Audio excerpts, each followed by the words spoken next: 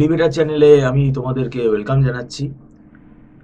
আজকে আমরা যে বিষয়টা নিয়ে আলোচনা করব এই বিষয়টাতে আহ, অনেকেরই হয়তো ভালো লাগবে না এই বিষয়টা, কিন্তু এই বিষয়টার মধ্যে অনেক শিক্ষামূলক জিনিস আমরা আলোচনা করব এবং অনেক তথ্য দেওয়ারও চেষ্টা করব, এবং স্টুডেন্টরা যাতে সিরিয়াস হয় সেইটাও আমরা দেখব।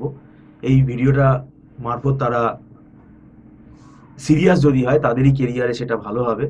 এবং বিশেষ করে যারা ফার্স্ট সেমেস্টারের স্টুডেন্ট, মানে বিশেষ করে যারা ম্যাকআউট ইউনিভার্সিটি থেকে পড়ছে বা অন্যান্য ইউনিভার্সিটিও হতে পারে, বিসিএ হতে পারে, বিবিএ হতে পারে, এমবিএ, বিটেক, যে কোনো কোর্সের ফার্স্ট সেমেস্টারের স্টুডেন্টদের পক্ষেও কিন্তু ভিডিওটা খুব লাভবান হবে, তারা অ্যালার্ট হয়ে যাবে।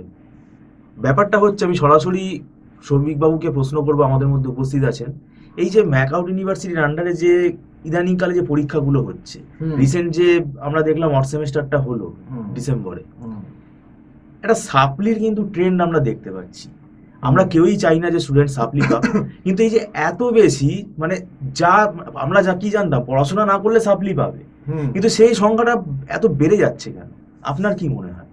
কারণটা হচ্ছে একবারই পড়াশোনা করছে না স্টুডেন্ট, এখন অনেক ক্যাজুয়াল হয়ে গেছে। ম্যাকআউট ইউনিভার্সিটির আন্ডারে যে সমস্ত স্টুডেন্ট আসছে তারা অনেক ক্যাজুয়াল, এবং এরা বেশিরভাগই পড়াশোনা করে না। সব স্টুডেন্টকে ডেফিনেটলি বলছি না, কিন্তু পার্সেন্টেজ ওয়াইজ দেখেন, যদি হয়তো 10% স্টুডেন্ট হয়তো সিরিয়াস, 100 জনে 10 জন, 90 জনই হয়তো সিরিয়াস না।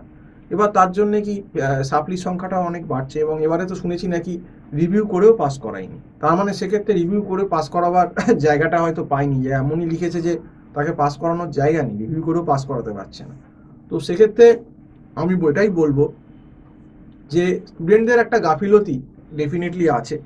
কারণ দেখুন, আমাদেরও স্টুডেন্ট ম্যাকআউটে পড়ছে, এবং আমরা আগেও ম্যাকআউটে অনেক স্টুডেন্ট পড়িয়েছি। যে একটু সিরিয়াস সে কিন্তু ম্যাকআউটে চট করে অন্তত সাপ্লি খায় না, এটা খুব রেয়ার কেস। এবং বেশিরভাগ কলেজগুলোই কিন্তু সিএতে ভালো একটা মার্কস দিয়ে দেয়, 30-এ কিন্তু 22-25 অনেক ম্যাক্সিমাম কলেজ দিয়ে দেয়। কিছু কিছু কলেজ হয়তো একটু বদমাইশি করে, যারা একটু হয়তো নম্বর কমিয়ে দিল 8, 10, 12, সেটা খুব রেয়ার কেস। কিন্তু আদারওয়াইজ কিন্তু ম্যাক্সিমাম কলেজই সিএতে যথেষ্ট নম্বর ভালো দেয়। তাতে কিন্তু এদের সিএর নম্বর মিলে এবং 70 নম্বর যে ইউনিভার্সিটির এক্সাম, যে স্ট্রিমেই থাকুক না কেন ক্যান্ডিডেট, তার কিন্তু পাস করে যাওয়ার কথা। কিন্তু এই যে পাস করছে না, এটার জন্য কিন্তু পুরোপুরি দায়ী, কিন্তু 90% দায়ী কিন্তু স্টুডেন্ট, এটা আপনাকে বলবো। এবং এই যে লাস্ট সেমটা হয়ে গেল ডিসেম্বরে, যে ইন্টারমিডিয়েট সেমটা হয়ে গেল, তাতে তো নভেম্বরের 26 তারিখ থেকে যে শুরু হবে, এটা ম্যাকআউট অনেকদিন আগেই অ্যানাউন্সমেন্ট করে বলে দিয়েছিল।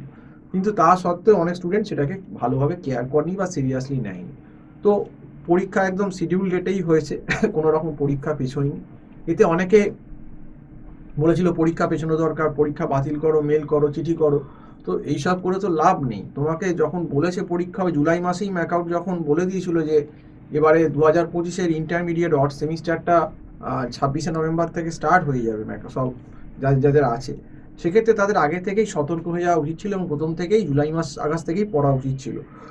কিন্তু সেটা বেশিরভাগ স্টুডেন্টই করেনি, এবং যারা করেনি তারা বিভিন্ন বিভিন্ন সাবজেক্টে সাপ্লি পেয়েছে, যারা ক্যাজুয়াল একদম, যারা পড়াশুনো করেনি। তো সেক্ষেত্রে কিছু করার নেই, কারণ পরীক্ষা পদ্ধতি মানেই হচ্ছে মূল্যায়ন, যে কে পড়াশুনো করছে কি করছে না। তার এই পাস ফেলের ব্যাপারটা যদি না থাকে ঠিক করে, তাহলে তো আমি তাকে জাজ করতে পারবো না যে সত্যি ভালো করছে, সে ভালো নম্বর পেয়ে পাস করছে, আর যে একদম পড়াশুনো করছে না, সে ফেল করছে, খারাপ নম্বর পাচ্ছে। এটাই বাস্তব, এটাই আমাদের ছোটবেলা থেকে। ইউনিভার্সিটিতে ফেল চট করে করে না, মানে করে না। একটু ম্যাকআউট লিখলেই অনেক তো। লিনিয়েন্ট, ম্যাকআউটে স্টেপ মার্কিং আছে, ম্যাকআউটে অনেক কোশ্চেন কম্পারেটিভলি সিউট থেকে অনেক ইজি।